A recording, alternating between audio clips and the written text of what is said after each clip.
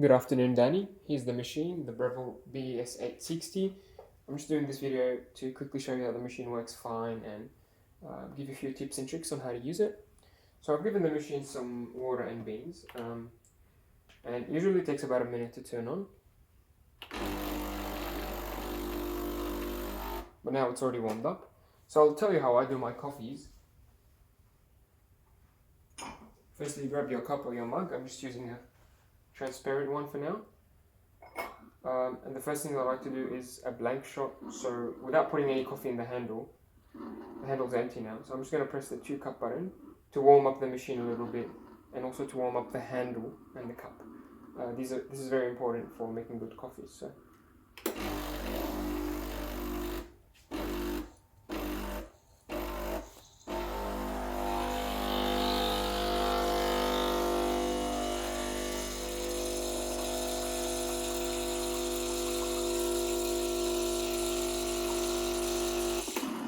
today I'm using the 2-cup basket, and the baskets I'm including are the single and the double. So this is the double, and the pressurized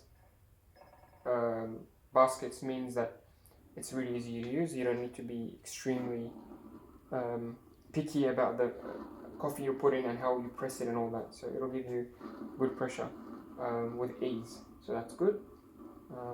You can always upgrade to what they call a single wall basket. That's if you're more confident with tamping and dosing. You can use the single wall baskets, but those ones are a bit harder to use. Yeah, so I just had a quick overview of the condition of the machine. It's in really good condition. I would give it maybe a 7 out of 10. You have the usual scratches here from getting the cups in and out of the drip tray, but that's normal. So the scratches here are the main thing, but also, just clean it off. You have some light paint wear here on the right hand side. I think it's just from the sun or maybe from over time. You have a little bit of lightening of the paint, but it's not too bad, honestly. And if you put it against the wall or against another machine, you probably can't see this. But the metal here is not too bad. And overall it's taken care of for this age of the machine. And even on top it's not very bad actually. I'm also including a Breville milk jug if you like milk with your coffee, and a spare water filter. There's one in there already. You can use that for another month or two, but then again you may need to change it in a few months. Also including, as you saw in the photos, some tools. So the cleaning disc, scoop, milk frother, but honestly don't use it. This is useless, don't use it. Single wall and some other tools. Cool. Alrighty, so now that I've warmed up the machine and the cup, I'll put the cup on the side and start grinding the beans. For best results, use fresh beans. The older the beans they use, or the cheaper the beans, the worse your coffees will be. And I think that's, like, it makes sense to most people, but you'll be surprised how much better the coffee will come out if you're using fresh beans. I was surprised when I found out, to be honest. Today I'm using older beans, so I'm just using them for the video because I'm probably gonna waste a lot of coffee if I use fresh beans. Anyway, the advantage of this setup is that it'll work even with stale beans or a bit older beans. Okay, without talking too much, I'll tell you what you need to know about dosing. So the grind size at the moment is at number 8 here, and that's how fine the coffee will be. If you push it towards fine, or for example, if you increase the number on this machine, the grind size will become finer. If you decrease the grind size number, it'll become coarser. So let's say number 1 is very big particles, number 18 is very, very fine. And actually I don't recommend going all the way in the numbers, so stay around 8 to 10. So as you read in the description, this machine has been recently serviced by myself, and that included a few things. One of them is obviously the solenoid assembly changed. Sonos assembly is the number one thing that goes bad on these machines after a few years. So I've changed it to a new one, so you don't need to worry about that for another few years. And it was a really long job for me. So I'm very happy that it's got one, because it's peace of mind for you. And I've also realigned the grinder on this one. So again, most machines of this age will come with worn out grinders, and that means they won't grind very fine. And that means the coffee will come out very sour and watery. What I've done here is that I've realigned it. I've made it grind really, really fine, and actually it's grinding just like new now. So that's why I don't recommend going all the way up in the grind size, because if you go way too fine, that the blades will actually touch themselves. They'll touch one another, and it will be way too fine, maybe even damaging the blades. So I wouldn't recommend going above 10, maybe 12 on the grind size. Anything over 12 and it will be extremely fine. Honestly, you could get away at 10 or 12 just fine, even with the single wall baskets. Don't worry about all that. If I can tell you one thing, is that just keep the grind settings as is. Don't touch this at all, because the machine is quite easy to use with the pressurized baskets. Okay, that's the grind size. The grind amount here is how much coffee will come out, so how long the grinder will spin. The machine won't be too particular and picky about how much coffee to put in here, but generally baristas recommend, for this machine, I recommend about 18 grams.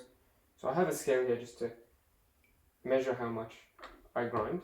You don't really need a scale, honestly. You can do it by eye, and you can select to grind double, so twice the amount, or single. I personally like to keep it on single and grind it twice. That way I can measure it halfway, or at least I can tamp it halfway. You don't need to measure it all the time, to be honest.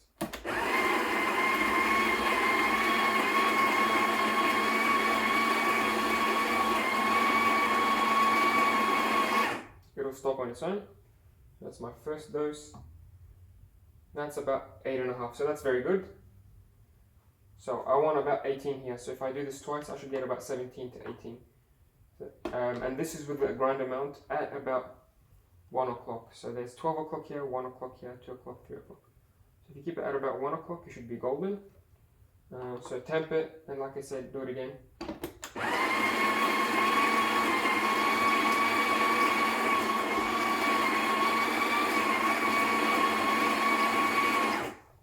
Cool. And that's my second dose. It should be about 17 to 18 grams.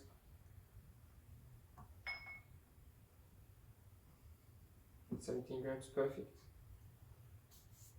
I'm happy with that.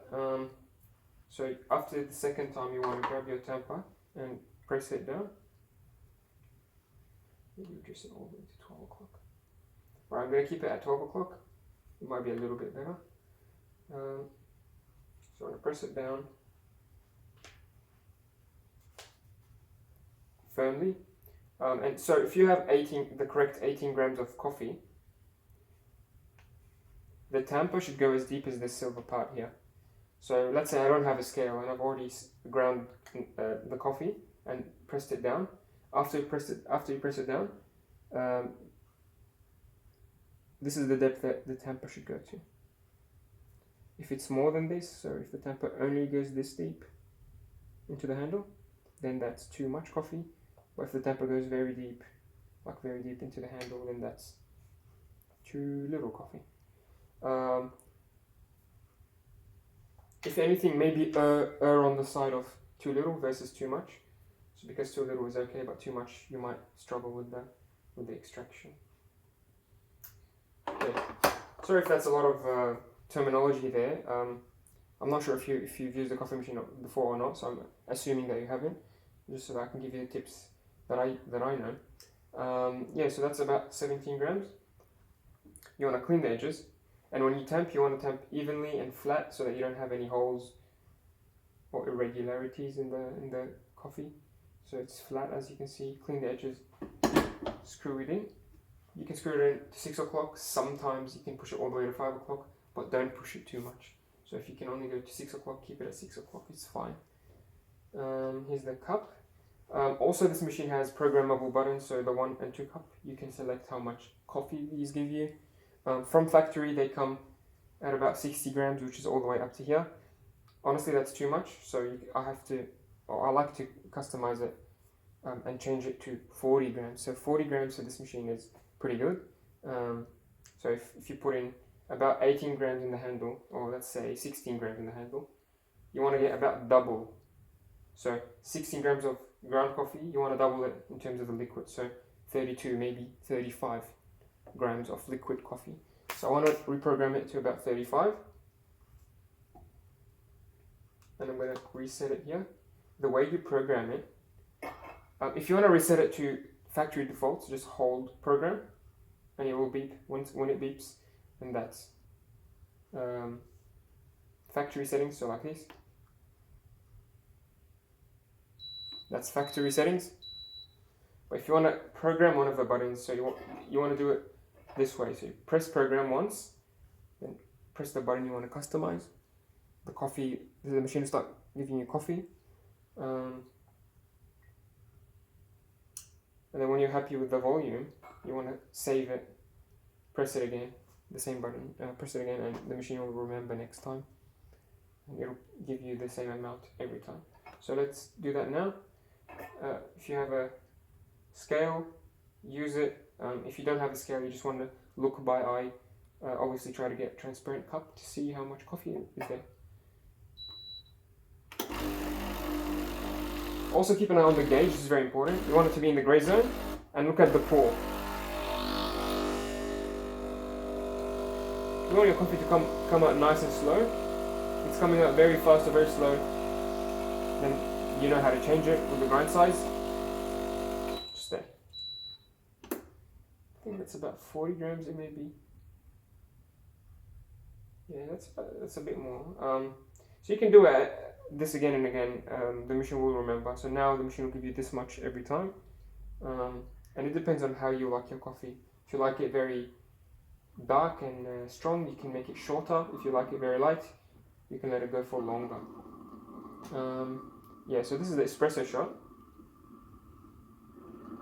with a lot of crema. As you can see, this is the advantage of having pressurized filters, is they give you a lot of crema. But also, if you use fresh beans, you'll get a lot of crema as well. This is again grind setting number 8. Grind amount number at 12 o'clock. So remember this. If you change your beans, you might need to change the number a little bit, maybe 1 or 2 numbers here. But honestly, just try to taste the coffee first and see how you go. And see how the coffee comes out. If it comes out very, very slow, so if it comes out in black drops, drop by drop, then that's very fine, and it's too fine actually. If it comes out very, very quick, and it looks like a river coming out of the spouts, then that's too fast, and you want to increase the grind size here a little bit. Today, as you saw, it was a little bit too fast. That's probably because I'm using older beans. But yeah, it's not that hard, to be honest.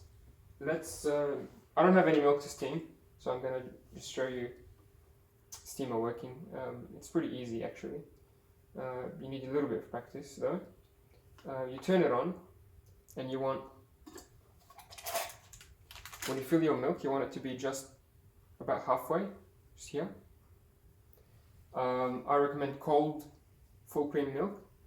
Cold is better for giving you better texture. And when you froth your milk, you want the wand to be just close to the surface of the milk, and you want it to be spinning and creating like a little tornado. That's how you get like the right texture. And you know the temperature of the milk, because if you're using a metal milk jug, you can feel the temperature. So when you feel like it's too hot to touch, so you can't touch it anymore, that's when you stop the steamer. If you keep steaming it for too long, you might burn the milk. But yeah, just steam it as long as you feel like it, depending on the temperature. Yeah, there's heaps of better tutorials than what I'm doing now. If you look on YouTube, there's heaps of tutorials about this machine and how to get better milk frothing for cappuccino and lattes and flat whites, etc. But yeah, that's how I do it. I just keep the wand at an angle and try to create a vortex, keeping the wand close to the surface of the milk. Turn it on. It will take about 10-15 seconds to reach temperature. Obviously this is a single boiling machine, so you'll need to switch between coffee and milk, steaming. The longer you wait, the stronger the steam will become, as you see now.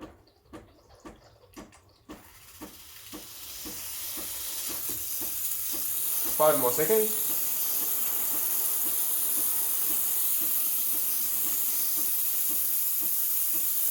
And that's full pressure.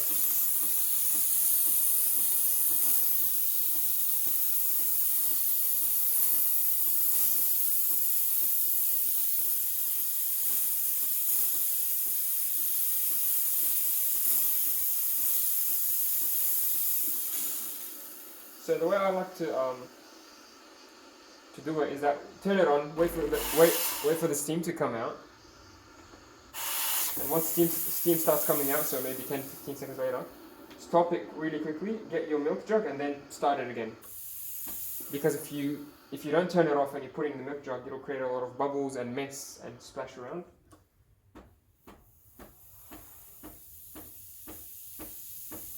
So yeah, and when you turn it off, if you turn it off for more than 5 seconds, it'll cool down. So the machine will cool down and it'll go back to coffee mode. You'll see the buttons light up when it's ready to make another coffee.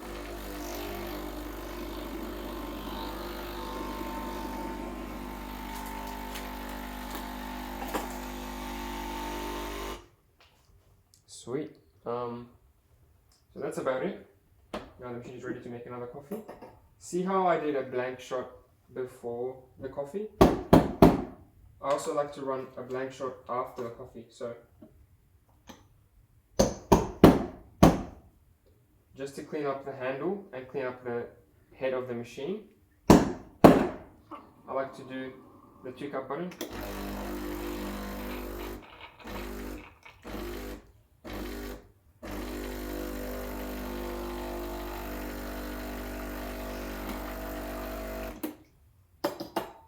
And that's all you need to do to keep your machine happy and healthy. And oh, really importantly, after you're done with the milk,